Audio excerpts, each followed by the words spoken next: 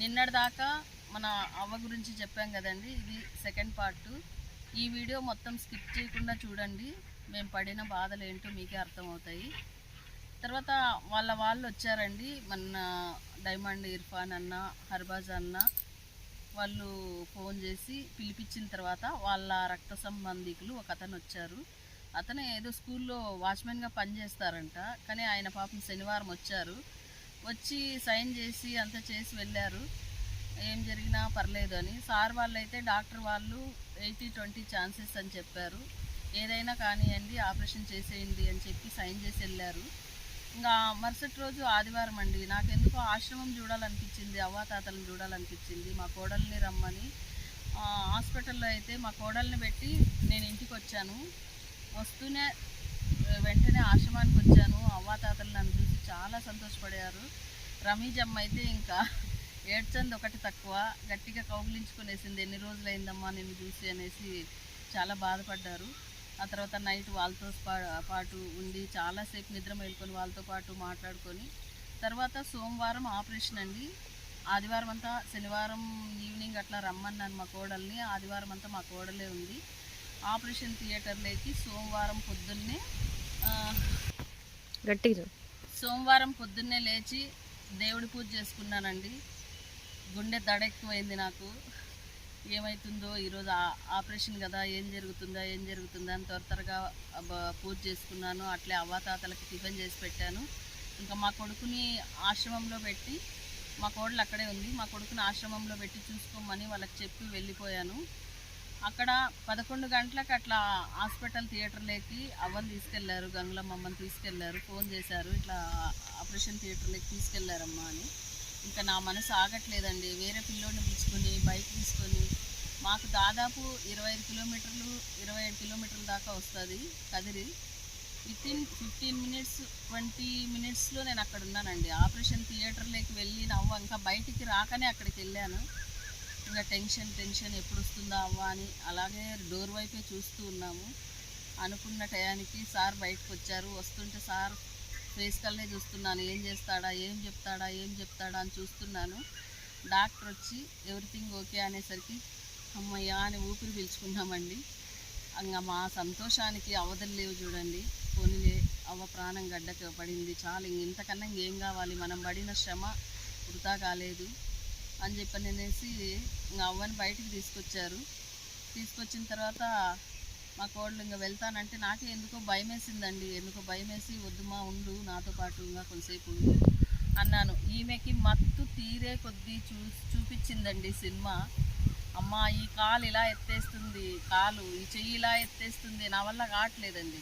నాకు ఆ వల్ల కావట్లేక ఇంకా వద్దమ్మా నువ్వు వెళ్ళొద్దు, ఈరోజు నువ్వు ఇక్కడే ఉండు అనేసి మా కోడల్ని అక్కడే పెట్టుకున్నాను. ఆ రోజు తర్వాత అమ్మని బయటికి తీసుకొచ్చి, అదే చెప్పాను కదండి, అమ్మని బయటికి తీసుకొచ్చాక ఈ కాలు ఇలా ఈ చెయ్యి ఇలా ఎత్తేస్తుంది, కాలు ఇలా ఎత్తేస్తుంది. ఆ బాధ తట్టుకోలేక మా కోడలు ఉండమన్నాను. 24 అవర్స్ అసలు మేము నీళ్లు తాగలేదు, టిఫిన్ తినలేదు, భోజనం తినలేదు, ఏం లేదండి, నిద్ర కూడా లేదు. ఒక కాలు చెయ్యి నేను, ఒక కాలు చెయ్యి మా కోడలు పట్టుకొని అలాగే కూర్చున్నాం. లేదంటే గట్టిగా ఎత్తేస్తుంది, కుట్లేసినారు, భయం వేస్తుంది ఎక్కడ అది ఏమవుతుందో అనేసి. 24 అవర్స్ తర్వాత ఇంజెక్షన్లు, మందులు, కొద్దిగా సెలైన్ అయితే మామూలుగా పెడతారు. ఆ ఇంజెక్షన్లు వేసినందువల్ల కొంచెం నార్మల్కి వచ్చి కొంచెం నొప్పి తగ్గాక మా కోడల్ని ఇంటికి వెళ్ళమన్నాను. నేనున్నాను. ఇంకా ఈవినింగ్ అలా ఇడ్లీ పెట్టమన్నారు. సరేలే అనేసి ఇడ్లీ పెట్టాను. ఉండలేదండి ఆమె కడుపులో, వాంతికి వచ్చేసింది. మనిషిని ఇట్లా ఎత్తకూడదు, కదిలించకూడదు అని చెప్పారు. ఏం చేయాలో అర్థం కావట్లేదు. ఇట్లా సైడ్కి మళ్ళిచ్చి మొహం ఒకటి ఇట్లా సైడ్కి పెట్టించి నీళ్లు తాగినా వాంతి అయిపోతుంది. భయం వేసింది. తర్వాత ఏం పెట్టద్దండి అన్నారు డాక్టరు. తర్వాత ఆ రాత్రంతా మళ్ళీ సెలైనే పెట్టారు. కొంచెం నార్మల్కి వచ్చిందండి. కొంచెం కూర్చోబెట్టి కొంచెం తినగలుగుతుంది. మళ్ళీ అలా ఏదో సోడియం తగ్గితే వాంతులు అవుతాయంట. ఒక 2 డేస్ తినింది, మళ్ళీ ఇంకా మామూలు వాంతులు. సోడియం తగ్గితే వామిటింగ్స్ అసలు మాకు అనిపించింది. బిఫోర్ డిశ్చార్జ్ అయ్యే ముందు రోజు నిజంగా ఈమె బ్రతకదేమో అనుకునేసాము. కళ్ళు ఇలా వేసేస్తుంది, నీళ్లు తాగితే నీళ్లు వాంతి అయిపోతున్నాయి, వాయిస్ లోపల వస్తుంది గొంతులో, అమ్మా అని చిన్నగా వస్తుంది. ఇంకా ఇంత శ్రమపడి ఇంత బాధలు పడి ఇన్ని అగచాట్లు పడి ఈవిడేంది ఇట్లా అయిపోతుంది అని చాలా భయం వేసింది. ఆ టైంలోనే డాక్టరు సండే అండి ఆ రోజు లీవ్లో పాపం ఫ్యామిలీలు ఉంటాయి కదా, ఆ రోజు రాలేదు. కానీ ఫోన్ చేసామండి, నెంబర్ తీసుకొని ఫోన్ చేస్తే ప్రతి క్షణం డాక్టరు ప్రతి క్షణం మేము ఫోన్ చేసిన ప్రతిసారి స్పందించి నర్సుకి ఈ టైంకి ఇంజెక్షన్ అయింది, ఈ టైంకి ఇది చేయండి అనేసి మళ్ళీ ఆయన అస్సలు నేను వచ్చే వరకు ఏమీ తిండి పెట్టద్దండమ్మా, ఓన్లీ సెలైన్ మాత్రమే పెట్టండి అన్నారు.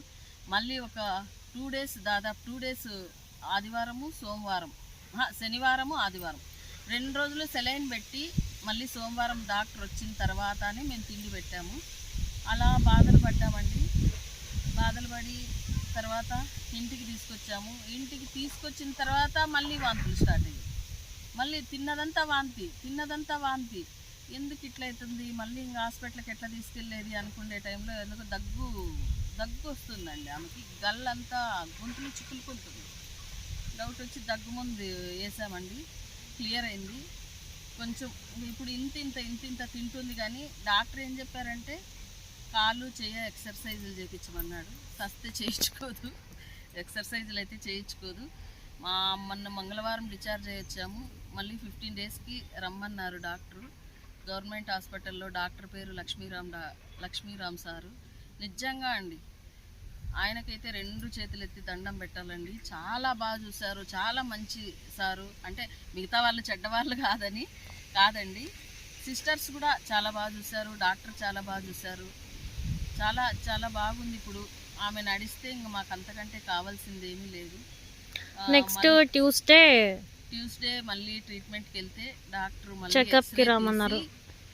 నడవగలిగేది ఎప్పుడు నడవాలి, ఎప్పుడు ఏం చేయాలి అనేది మళ్ళీ డాక్టర్ చెప్తారండి. Next video coming Tuesday release చేస్తాము, పెడతాము.